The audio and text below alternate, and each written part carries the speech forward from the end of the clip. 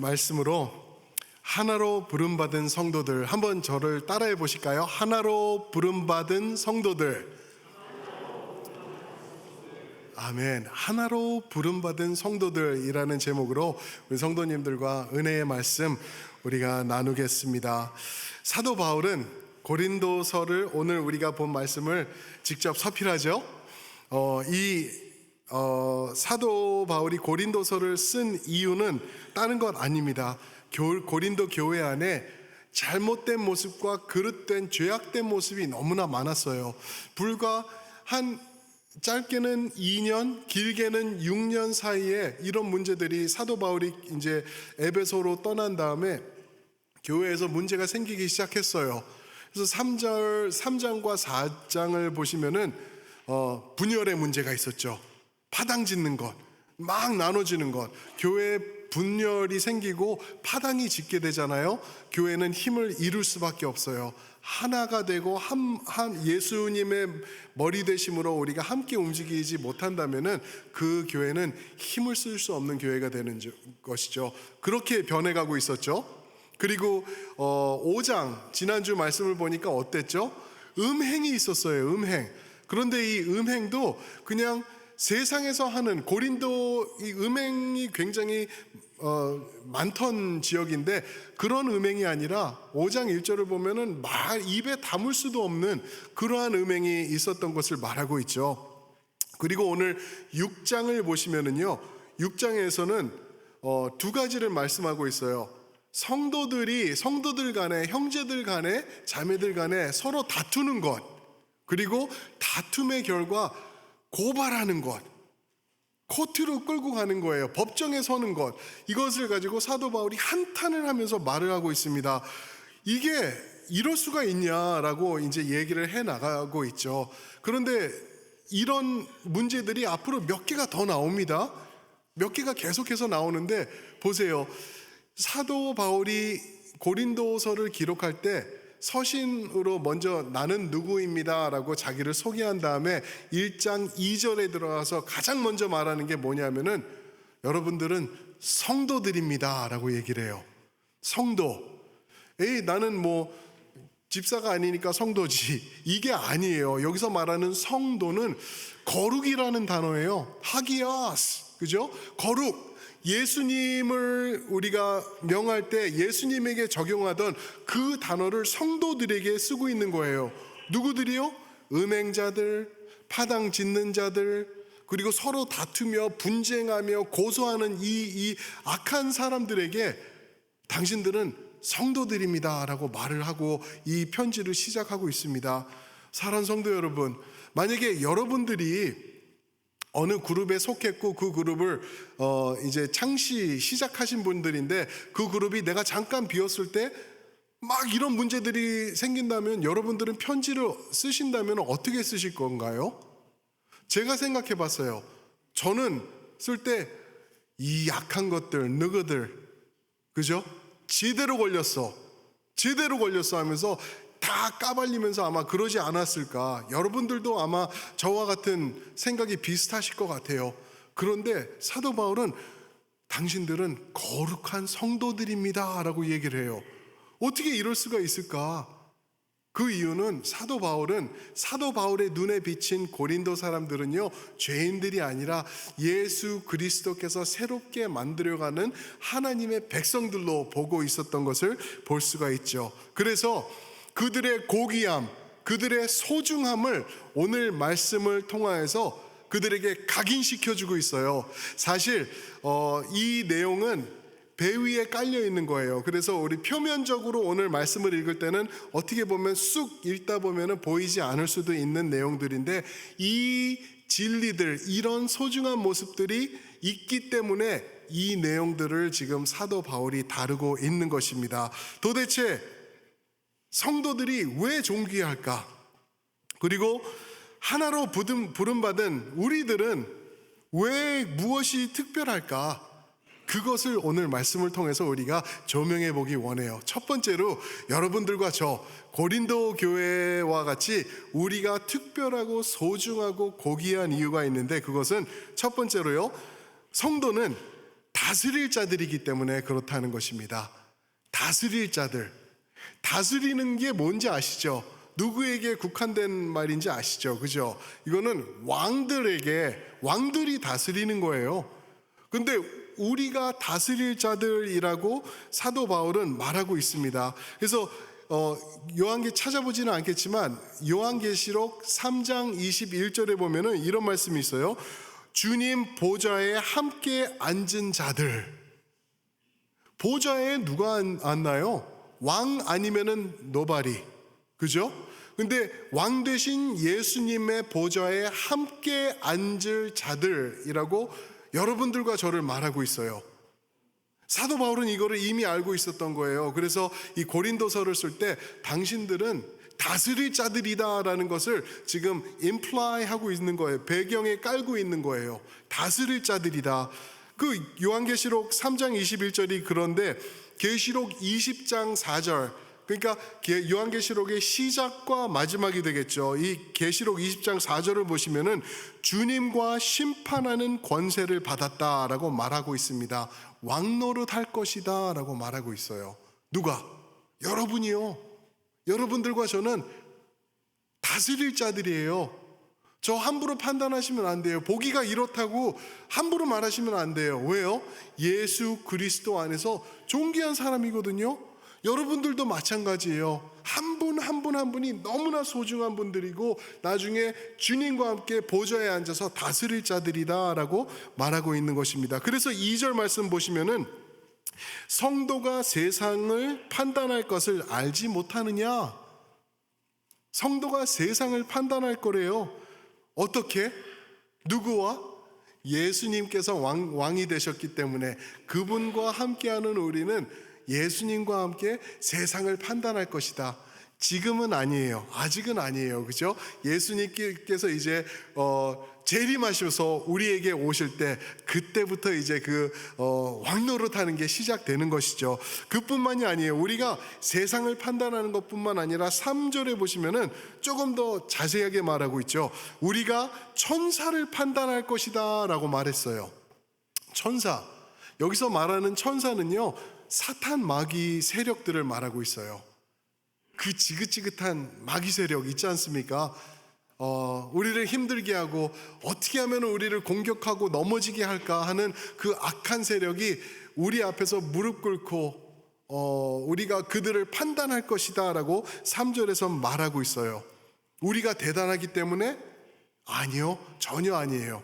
우리가 누구와 함께 하는 것 그 하나 때문에 그렇습니다. 믿으십니까? 예수님과 함께하기 때문에 우리는 이런 심판하며 판단하는 왕 같은 제사장이 된 것이다 라고 말하고 있습니다. 그래서 우리는 그렇게 심판하며 다스릴 자들인데 4절에 보면은 우리가 경히 여기는 세상 사람들 앞에 가가지고 서로를 고발하며 고소할 수 있겠냐라고 말하고 있는 것이죠. 그러면은 만약에 우리 안에 문제가 생기고 성도 간에 힘든 일이 생길 수 있지 않습니까? 그러면 우리가 어떻게 해야 되나? 우리는 세상으로 가지고 나가는 게 아니에요. 우리가 힘든 일이 생기고 어려운 일이 일어나고 저 사람과 감정적인 문제로 서로 분열이 생기려고 그러는 조짐이 보인다고 한다면은 먼저 우리 안에서 해결하는 게 하나님의 백성들의 할 일이다라고 말하고 있는 것입니다. 왜요? 왜 세상으로 가져가면 안 될까요?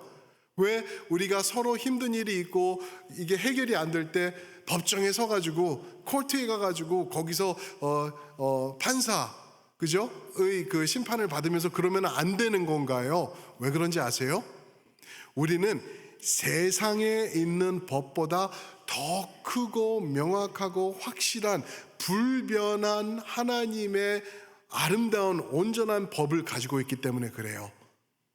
세상 아래 우리가 가가지고 세상 이거 좀 해결해 주세요. 판사님 도와주세요. 이 성도가 나를 이렇게 했으면 이럴 게 아니라는 거죠. 하나님의 말씀으로 우리는 충분하다는 것입니다. 생명의 말씀 우리에게 있기 때문에 말씀 안에서 교회 안에서 우리 테두리 안에서 문제를 해결해 나가라고 말씀하고 있는 것입니다.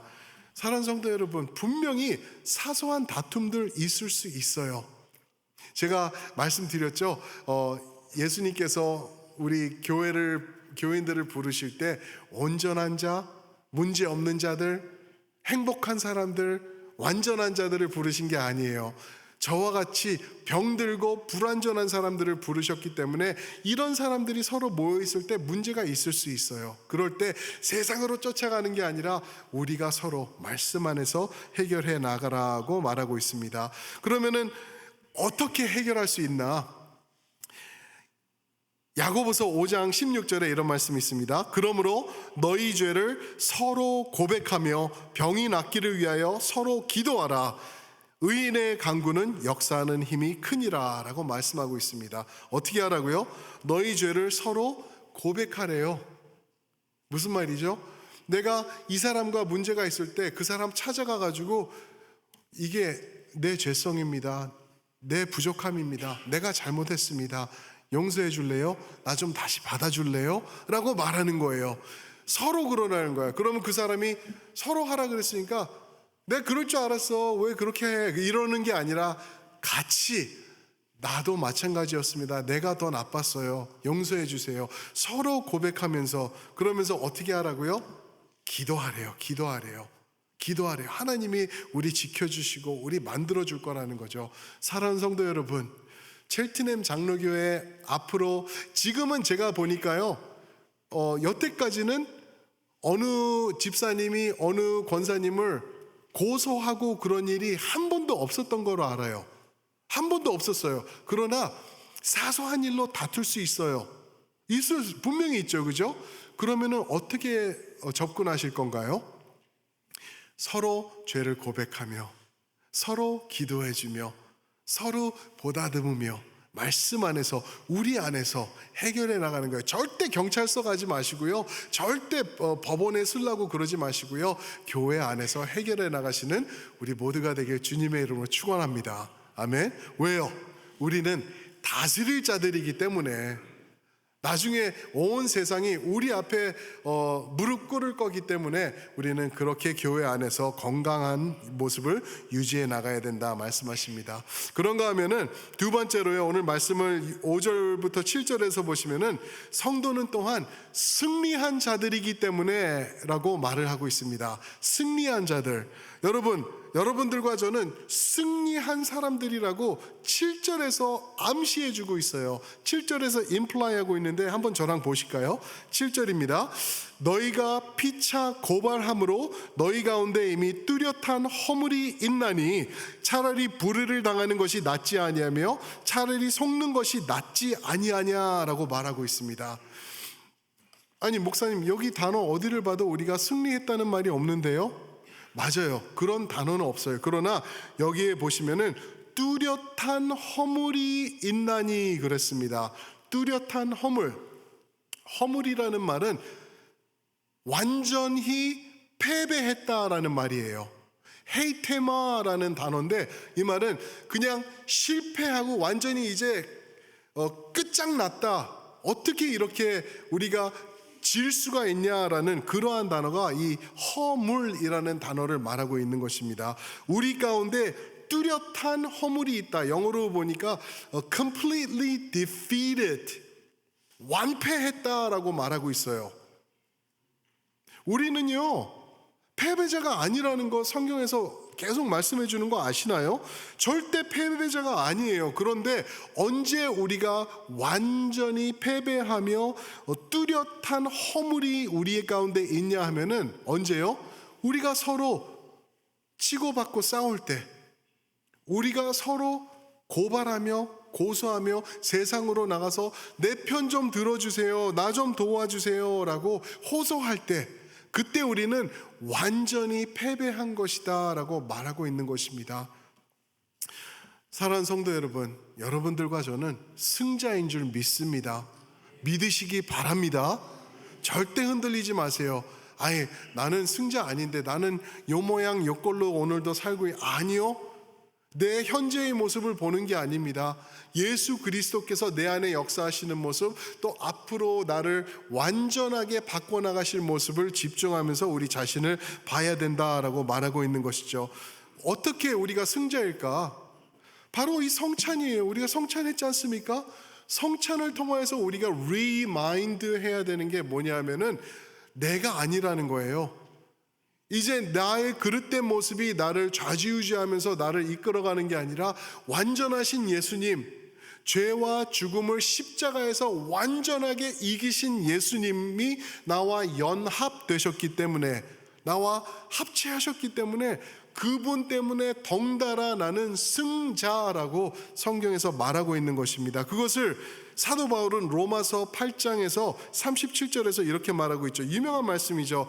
지난 우리 수련회 때도 이 띠문을 가지고 했었는데, 그러나 이 모든 일에 우리를 사랑하시는 이로 말미암아 우리가 어떻게 이긴다? 어떻게 해요? 넉넉히 이긴다는 거예요. 넉넉히. With extra score. 그죠? 맨날 뭐 게임 보면은 막 1점 차이로 승리했다. 그 월드컵 갔는데 2대1, 1대0 겨우 승부차기에서 이겼다. 이런 이기는 게 아니라 넉넉히 이기느니라, more than conqueror라고 얘기를 하고 있어요. 그게 우리라는 거예요. 예수 안에서 우리는 승리했다라고 말하고 있는 거예요. 여기서 넉넉히 이긴다는 말, more than conqueror는 완승을 얘기를 하는 거죠. 겨우겨우 막 컴퓨터로 봐가지고 이렇게 해서 뭐 승패를 가리는 그런 게 아니라 완승했다라고 말하고 있어요. 그런데 왜 완패한 자처럼 살아가냐? 완승한 너희들이 어떻게 완패한 모습으로 서로 문제 해결하지 못하고 서로 다투면서 이렇게 나아가냐라고 말하고 있는 것입니다. 사랑하는 성도 여러분, 억울한 일 있을 수 있을까요? 있을 수 있어요. 말 못하는 일 우리 가운데 생길 수 있을까요? Absolutely. 당연히 생길 수 있어요. 목사도 그런 일이 있을 수 있을까요? 머리가 다 하얘졌잖아요, 제가요. 그죠? 어디 가서 하소연도 못해요. 목사기 때문에. 그런 일들이 정말 있어요. 정말 억울한 일들 여러분들 겪으시는 거 아시잖아요. 겪어 오셨잖아요. 그죠? 분명히 있어요. 그럴 때 우리가 기억해야 될 것 딱 하나가 있어요. 그렇게 억울해가지고 막 부들부들 떨리고 내가 이 인간 어떻게 하지? 막 밤에 막 새벽 2시에 깨가지고 막 그러고 있으면서 어떻게 내가 무엇을 조작해서 저 인간 차를 빵꾸를 낼까? 막 이런 생각도 막 드시고 막 그러시잖아요. 그러지 마시고 우리가 기억해야 될 게 딱 하나가 있는데, 그게 뭐냐면은 예수님이에요. 예수님은 이렇게 말씀하십니다. 마가복음 14장 61절에 보니까 예수님께서 거짓 고소자들이 앞에 있을 때 한마디도 말씀하지 않으셨대요. 예수님이 이랬고 저랬고 했으니까 십자가로 데려가서 죽여야 됩니다 라고 말할 때 예수님께서 변명이나 한마디도 하지 않으셨다라고 말씀하세요. 어디까지? 십자가까지. 그렇게 십자가까지 가신 예수님이세요. 그런데 어떻게 되던가요? 예수님을 바라보니까 십자가에서 그냥 망해가지고 한 청년이 그냥 개죽음 당하고 끝나던가요? 아니요. 그 결과가 지금 오늘 저희 눈앞에 이렇게 펼쳐지고 있지 않습니까? 승리하신 거예요. 예수님이 승리하셨다고요. 십자가에서 한마디도 말씀하지 않으시면서 가시면서, 그죠? 그 예수님 기억하시는 여러분들과 제가 되기를 주님의 이름으로 축원합니다. 억울하실 거예요. 힘드실 거예요. 부들부들 떨릴 때도 있을 거예요. 그럴 때 예수님을 바라보시는 거예요. 예수님 기억하시는 거예요. 주님 때문에 우리가 넉넉히 이길 수 있기 때문에. 아멘. 그러한 모습으로 우리가 살아가는 것입니다. 주님과 덩달아 이기시는 여러분들, 우리이기 때문에 그렇습니다. 그런가 하면은 사도 바울은 또 하나 말씀해주고 있어요. 우리가 성도로서 고귀한 모습, 고귀한 이유는 바로 이거다라고 말하는데, 첫 번째가 성도는 다스릴 자들이기 때문에, 그리고 두 번째는 승리한 자들이기 때문에, 그죠? 그리고 세 번째는 성도는 의로운 자들이기 때문에 의로운 자들. 여러분들 지금 한번 옆에 분들 한번 살짝 곁눈질로 보세요. 노려보진 마시고요. 곁눈질로 어떠세요? 의로워 보이시죠? 그죠? 그죠? 어떤 분들은 아니신가 봐요. 그죠? 이러시는데 의로운 자들이라는 거예요. 우리 모두가 의롭대요. 이게 사도 바울이 우리에게 전하고 있는 말씀이죠. 그게 8절부터 10절, 11절까지 나오는 말씀인데요. 그런데 여기서 재밌는 말씀이 있어요. 오늘 말씀 보시면은 9절을 한번 보실까요? 9절과 10절을 제가 한번 읽겠습니다.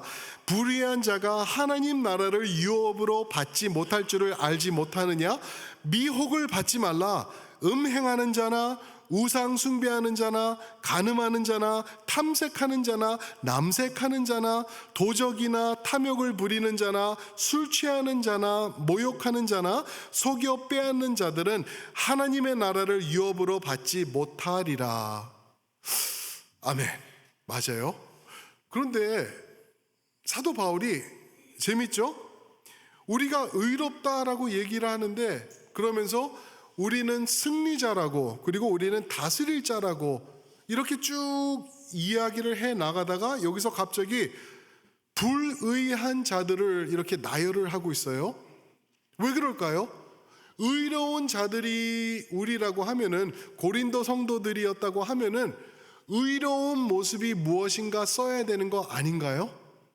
그런데 갑자기 생뚱맞게 음행하는 자, 우상 숭배, 간음, 남색, 도적 이런 거를 쫙 나열하고 있어요. 왜 그럴까요? 우선 첫 번째가 이런 사람들은 천국 못 간다는 거예요. 천국 못 간다는 것을 말하고 있는 것입니다. 그러면서 두 번째로 하는 얘기가 뭐냐 하면은 오늘 말씀의 그 문맥으로 볼 때 우리가 서로 다투고 치고받고 싸우고 서로 고소한다고 하면은 그 모습과 이 음행과 우상숭배와 남색과 탐색과 간음하는 것과 별반 차이가 없다라고 말하는 거예요. 들으셨나요? 여러분, next time 여러분이 누구랑 치고받고 싸우시고 싶잖아요. 교회 안에서. 그러면은 천국 못 가는 사람들처럼 음행과 우상숭배와 간음과 남색과 탐색하는 자들과 나랑 별반 차이가 없다라는 것을 깨달으시기 바래요. 그거를 말씀하고 있는 거예요. 너희가 형제와 싸워? 정말 그래? 그렇게까지 억울해? 그 모습은 이런 세상 지옥불로 떨어질 모습이다라고 사도 바울이 엄청나게 심각한 말씀으로 우리에게 하고 있는 거예요. 그러면서 이런 말씀을 하면서 9절에서 뭐라 그러죠? 미혹받지 말라라고 얘기를 해요. 미혹받지 말라. 스스로 속지 마. 스스로 너 자신을 속이지 마라고 말하고 있는 거예요. 무슨 말이죠? 나는 저 인간을 미워하는 것뿐이지 나는 간음도 한 적 없고 나는 탐색도 한 적 없고 음행도 안 했고 술도 취하지 않고 모욕도 하지 않고 남 속인 적도 없어. 그렇기 때문에 나는 천국 갈 사람이야. 속지 마세요라고 사도 바울이 지금 말하고 있는 것입니다. 그런 것 안 했어도 내가 형제를 미워하고 형제 때문에 잠 못 이루고 어떻게 복수할까, 어떻게 저 인간을 내가 이겨낼까 하면서 고소하며 고발하는 모습이 나에게 요만큼이라도 있다고 한다면은 이 모습과 별반 차이가 없다라고 말하고 있는 것입니다. 우리는 이런 내용을 성경에서 많이 접하죠. 뭐 우상숭배하지 말라, 탐색하지 말라, 간음하지 말라, 술 취하지 말라 이런 얘기를 해요. 지난주 말씀 5장 10절과 11절을 봐도 오늘 내용과 거의 비슷하게 이런 내용들이 나오고 있어요. 이런 내용들을 우리가 접하면 어떻게 하시는지 아세요? 많은 분들이 어떻게 하냐면은 남에게 적용시켜 드리지 않나요? 그죠? 우리는 남을 정죄하기 바빠요. 남색하는 자, man sleeping with another man이라 그랬어요. 오늘 말씀 영어로 보면은 homosexuality. 교회가 이거 굉장히 심각하게 우리가 이거를 접하고 있지 않나요? 세상에서 동성애자들 지옥불에 타 뒤져버릴 것들, 거의 그 정도로까지 가지 않나요? 그러면서 정죄하기 바쁘고, 이것 봐, 성경에 써 있으니까 이 생명의 말씀을 갖고 죽음의 말씀으로 둔갑하면서 동성애자들을 이렇게 따로 해가지고 아주 악하게 우리가 이렇게 하고 있어요. 막 한국에서도 막 그런 얘기들 요즘 많지 않습니까? 남에게 적용하면서 정죄하기 바빠요. 그런 의미가 아닌데, 물론 나쁜 거예요. 죄악된 거예요. 그러나 내가 서로 다투며 서로를 미워하는 모습과 별반 차이 없는 건데, 그런데 이거는 동성애는, 남색하는 죄는 특별한 죄니까 이러면서 우리는 그것을 따로 만들어버리고 우리 자신은 거룩한 것처럼 그런 모습으로 있다. 그거 잘못된 거라는 거죠. 여기 보니까 뭐라 그래요? 또 10절에 보니까 술 취하는 자나 모욕하는 자나 얘기를 해요. 술 취하는 자, 교회에서 항상 술이 문제가 되지 않나요? 그러면서 우리는 뭐라 그래요? 어느 집사, 어느 장로 술 마시고 이러고 다니고 저러고 다니고 술 취하고 이러면서 항상 정죄하기 바빠요. 아니라는 거예요. 먼저 내 자신을 보라는 거예요. 내 자신, 내 안에 이런 모습, 남을 사랑하지 못하는 다투는 모습, 저 사람보다는 내가 더 옳아라는 그러한 우월적인 그릇된 모습이 있다고 한다면은 똑같은 죄라고 우리에게 말씀하고 있는 것입니다.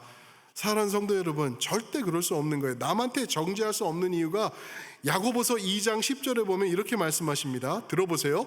누구든지 온 모든 율법을 지키다가 그 하나만 범하면 그 모든 율법을 범한 자다라고 말하고 있어요. 마태복음 5장에 가서는 예수님께서 이렇게 말씀하시죠. 너희는 살인하지 말라고 들었지, 나는 그것보다 더 말하는데 형제를 향하여서 화내는 자, 또 형제에게 욕하는 자, 그들은 지옥불이라고 예수님께서 마태복음 5장에서 말씀하시는 것 기억하시지 않나요? 너희는 간음하지 말라고 들었지, 나는 너희가 생각만 해도 그 눈 빼어버려야 되고 천국 갈 수 없을 정도로 예수님께서 심각하게 말씀하고 있는 것입니다. 그러나 11절을 보시면은 사도 바울이 어떻게 마무리하는지 한번 보실 수가 있어요. 11절, 너희 중에 이와 같은 자들이 있더니 간음자, 술 취하는 자, 고리대금하는 자, 이런 악한 자들, 남색하는 자, 이런 자들이 있더니 주 예수 그리스도의 이름과 우리 하나님의 성령 안에서 씻음과 거룩함과 의롭다 하심을 받았다. 씻음과 거룩함과 의롭다 하심. 누가요? 우리가요. 여러분들이요. 제가요. 근데 부끄럽지 않아요. 우리 그렇지 않은 거 알잖아요. 그런데 예수 그리스도와 연합됨을 통하여서 우리가 그런 모습이 우리에게 주어졌다라고 말하고 있는 것입니다. 이제는 다 탕감받은 거예요. 그런데 아직도 서로를 미워하고 아직도 서로를 품지 못하고 사랑하지 못하고 멱살 잡고 있다가 결국에는 고소하면서 세상으로 나아간다? 용납할 수 없다라고 말하고 있는 것입니다. 사랑하는 성도 여러분, 깨달으시기 바랍니다. 여러분들과 저는 다스릴 자, 우리는 또 승리한 자, 그리고 우리는 의로운 자들인 걸 믿으시길 주님의 이름으로 축원드립니다. 아멘. 우리 한번 그 자리에서 일어나셔서 전후좌우분들 한번 보세요. 이 사람들이 다스릴 자들입니다. 의로운 자들이고 승리한 자들입니다. 아멘. 우리 서로 살아가면서 하나님을 의를 붙잡는 우리 모두가 되기를 원합니다. 그런 찬양이 있습니다. 하나님의 사랑을 사모하는 자, 하나님의 평안을 바라보는 자. 우리 이 찬양 부르면서 이곳을 나가서 또 한 주간 주님과 승리하는 우리 삶을 사시길 원합니다.